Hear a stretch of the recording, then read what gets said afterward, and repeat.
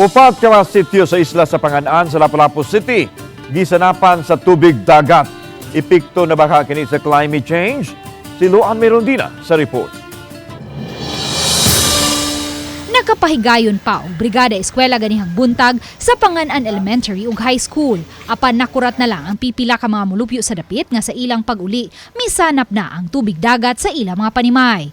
Matod ni Pangan-an Barangay Captain Junrey, Casiao, kaniadtu ang Sitio Bonbon nga maoy labing ubos nga bahin sa isla, ang sanapan sa tubig-dagat matag high tide, ilabi na kun kusog ang hanging habagat. Apan karon nalakip na sa pagsanap sa tubig-dagat ang Sitio Tunga, Looc Tunga ug Sitio Sung-on. Ang taga-kiting lang kaniadto nga tubig-dagat nga mosanap sa Sitio Bonbon karon miabot na sa tuhod.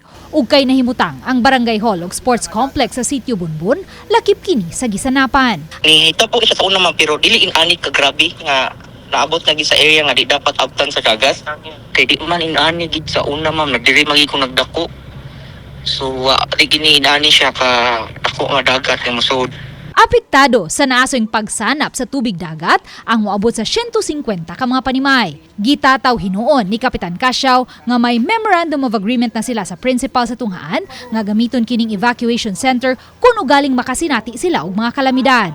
Gialerto na usab ni Kapitan Casiao ang Lapu-Lapu City DRRMO. Salamat po ko ma'am nga na-train mi diri tanan. Kung mo signal mag-evacuate na gimit ako nang giingnan sila pamutos mo daan. Ganihang udto, nahatda na sila og mga family packs. Dili lang ang mga mulupyo sa upat ka mga apektadong barangay ang gihatagan og food packs, kundi ang tanan gayong mulupyo sa isla sa Pangan-an kay apektado man usab ang ilang panginabuhian sa pagpanagat tungod sa kadagko sa bawd.